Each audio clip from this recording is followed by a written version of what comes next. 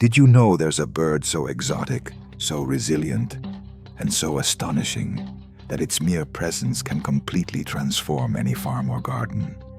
Today, on Wild Animal World, we present the fascinating guinea fowl. From its ancestral roots to its incredible alertness and adaptability, this video will show you everything no one ever told you about it and invite you to see it with new eyes. Stay until the end. What you learn could change the way you understand raising birds. Let's go. Native to sub-Saharan Africa, the guinea fowl, Numida meleagris, was domesticated more than 2,000 years ago. Its earliest traces appear in engravings from ancient Egypt. But its journey was only beginning. In the 16th century, Portuguese sailors carried it from the Guinea coast to Europe, hence its name. In the Middle Ages, it was credited with magical powers.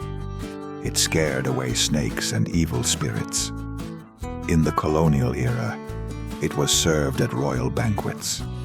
Its firm meat and intense flavor were as appreciated then as chicken is today.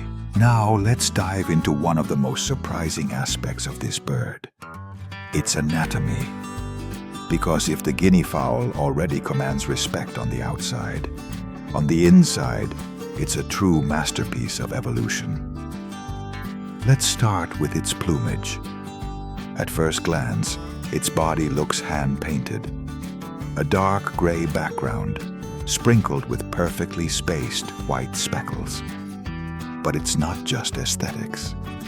This pattern serves a very precise function: to confuse its predators. When it moves through shadows or tall vegetation, the spots visually blend with the surroundings, breaking up its silhouette. It's a natural optical trick, camouflage that plays with perception. What's more, those feathers reflect part of the sun's heat, helping it stay cool under the African sun.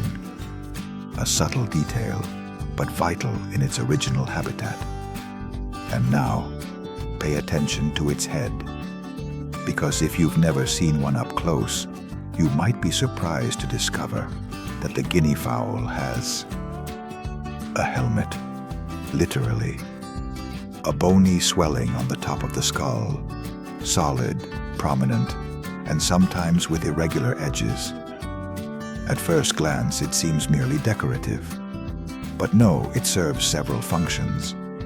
On the one hand, it helps dissipate body heat, acting like a natural radiator. On the other, it can work as a physical shield in hierarchical disputes, especially between males. In the wild, they don't settle things with words. Let's move on to the beak. Short, curved, strong. A multi-purpose tool. It's designed to peck with precision at both hard seeds and small insects. And combined with its rough, muscular tongue, the guinea fowl can break down small prey with an efficiency many animals would envy. In some individuals, the beak even exceeds 3 centimeters, quite imposing, especially when you see it peck with determination. And yes, they also use it to defend themselves if necessary. And what about flight? Here comes a surprise for many. Although they aren't migratory birds or great flyers, guinea fowl have a short but explosive flight. They can reach 100 kilometers per hour in emergency bursts. The key? Their pectoral muscles are extremely developed to generate powerful acceleration in very little time. In other words, they don't fly much, but when they do it with force. It's their escape mode, their biological panic button. Last but not least, their digestive system.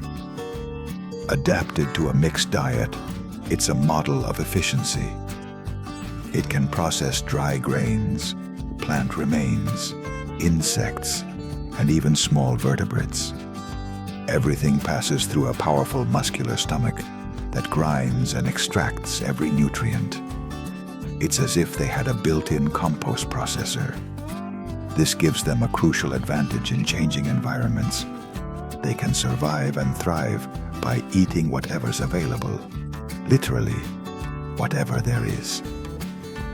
And now, an anecdote that illustrates how peculiar their character can be. A breeder told me that one of his guinea fowl slipped into the family garage one night. No one noticed, but suddenly, a sharp, loud, almost metallic squawk woke the whole house. They thought it was a security alarm. It turned out to be the guinea fowl, which had seen its reflection in the car's windshield and mistook it for another intruder. That's how intense their reaction can be. Now we're going to delve into their behavior, and if you thought they were just noisy, boisterous birds, get ready to change your mind. Let's start with a curious fact. Guinea fowl are incredibly social. They don't like being alone. They form groups that in English are known by a rather telling name: confusions. Yes, confusion. Because when they gather and start vocalizing, it sounds like they're all talking at once. But it isn't meaningless noise. They use at least 10 different types of calls. Some are alarms, others are for courtship, and others are simply for contact or keeping the group together. It's as if they had their own coded language, a system that, for anyone who knows how to listen, says far more than it seems. And here comes the most interesting part. These birds function like living, early warning systems. How do they do it? They detect unusual movements, unfamiliar presences, or animals hidden in the brush, and let out a powerful, sharp squawk that's impossible to ignore. They can react to snakes, foxes, wildcats, or even unfamiliar people long before the average human would notice. Some farmers use them as a kind of alarm on legs. No electricity, no sensors needed.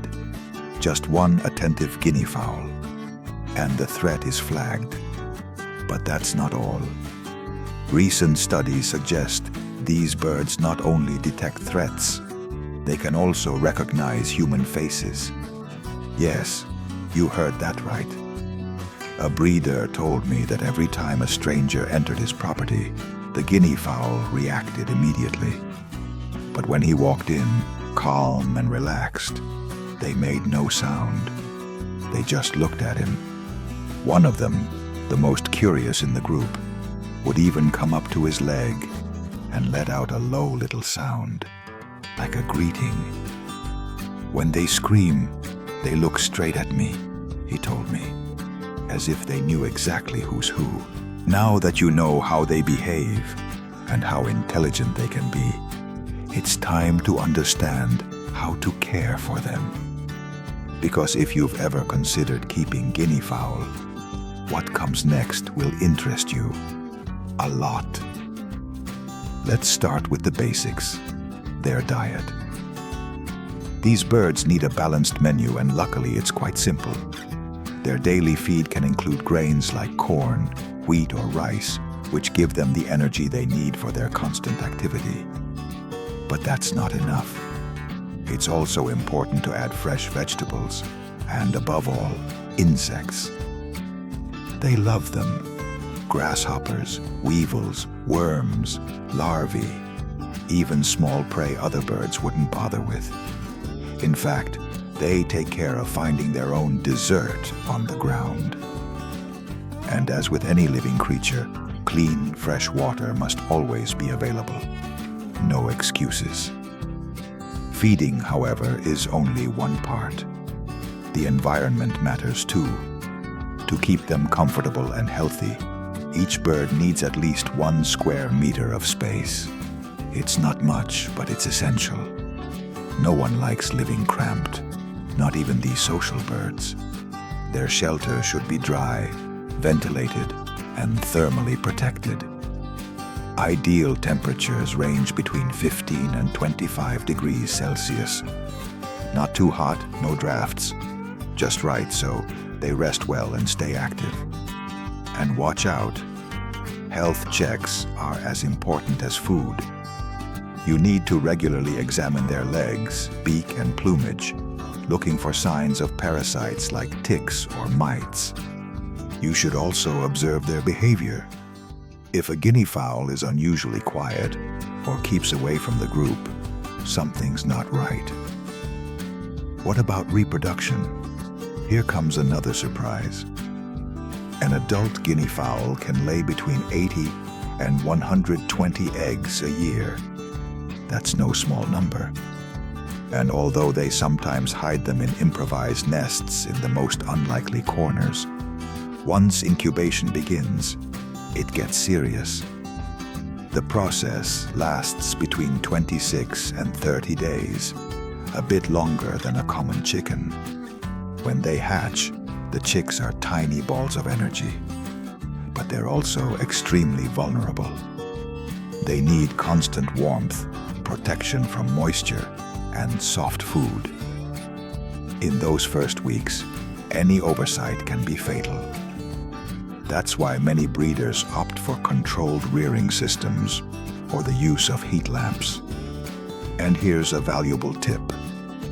If you live in a city or a semi-urban environment, the best option is to install a mobile coop with wire mesh.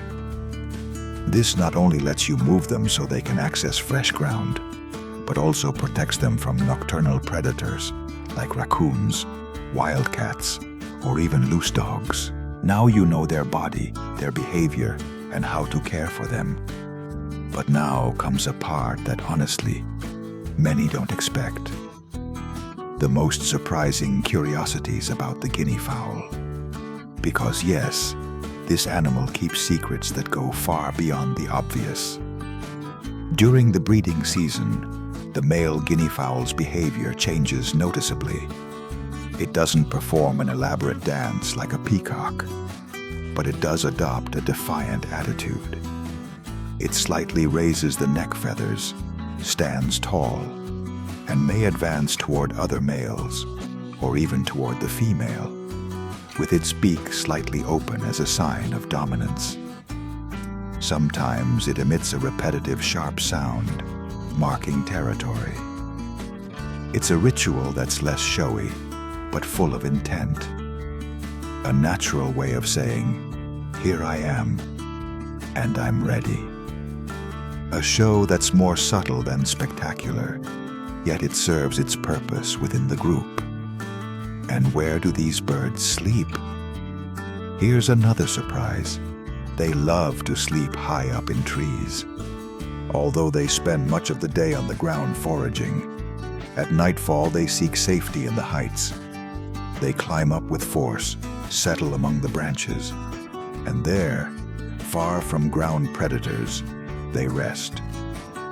This behavior, more typical of wild birds than barnyard ones, shows how well they've preserved their natural instincts. But perhaps one of their most valued and least known skills is their role as natural pest controllers. They don't just eat insects, they feed on ticks, caterpillars, larvae, termites, and if a young snake shows up among the bushes, they're the first to detect it. They surround it, harass it, and often manage to scare it off or neutralize it. That's why more and more organic farmers are integrating them into their gardens as an active part of the system.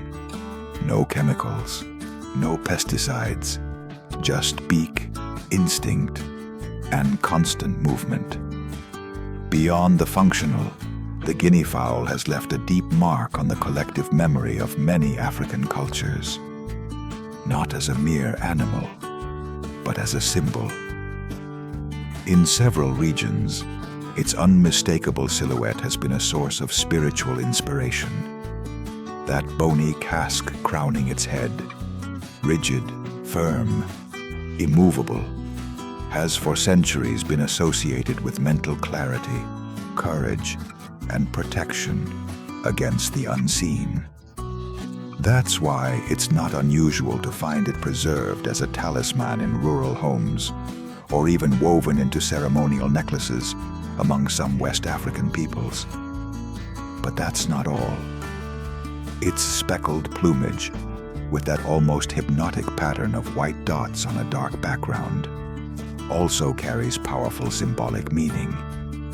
In many African cultures, it represents fertility, abundance, and resilience. In fact, it's common to see its image on traditional textiles, in paintings, or even used as inspiration in tribal decorations. And to wrap up this segment, here's a fact you might not have expected. In captivity, Guinea fowl can live between 12 and 15 years, as long as they receive good care. In the wild, their life expectancy usually hovers around 10 to 12 years, due to predators and environmental conditions. But if they're protected, well-fed, and kept in a stable environment, they can keep you company for more than a decade. In avian terms, that's already a long, full life. By now, there's no doubt, the guinea fowl is much more than a simple bird. But what you may not know is that it also carries deep cultural weight and an increasingly important role in the future of sustainability. Let's start with its deepest roots. In various West African cultures, the guinea fowl isn't just raised, it's respected and symbolized. For centuries, it has been present in rituals of fertility, initiation, and spiritual protection. Its speckled plumage, with that perfect balance between light and shadow, represents abundance, the life cycle, and resilience. And in many villages, people believe its presence wards off bad energies, as if it were a sentinel between the natural and the unseen. In some regions, gifting a guinea fowl or its eggs isn't a simple gesture. It's an act of profound respect, a bond between families. Its eggs, smaller than those of a common chicken, but with a harder shell and a mottled cream color, also carry symbolic value. They're considered food of strength and renewal. Some use them in rites of passage, like births or harvests, because of their connection to life and continuity. It's also starting to stand out in a less expected area: rural tourism. Yes, there are farms that offer guided visits to observe and learn about these birds. Some even allow direct interaction, hand-feeding them or watching them in action as they hunt for insects. For visitors, it's a different kind of experience. And for farmers, it's an educational opportunity, and a profitable one. Then there's a more curious profile: people who choose to keep guinea fowl as exotic pets. It's not the most common choice, but it happens. Passionate breeders, lovers of rare birds, or simply folks looking for a different kind of companion in their yard. These birds aren't as docile as a dog or a cat, but they do form bonds. And above all, they watch over the surroundings as if they were part of the security team. Of course, not everything is simple.